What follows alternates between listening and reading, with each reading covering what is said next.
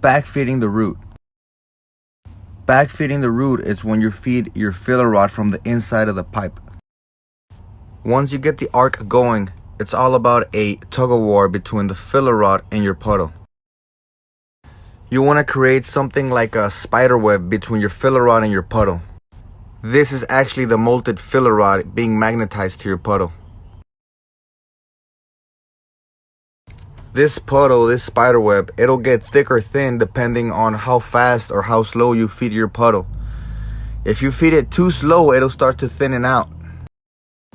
As you can see here, that spider web, that molted metal is getting smaller. It's getting more thin.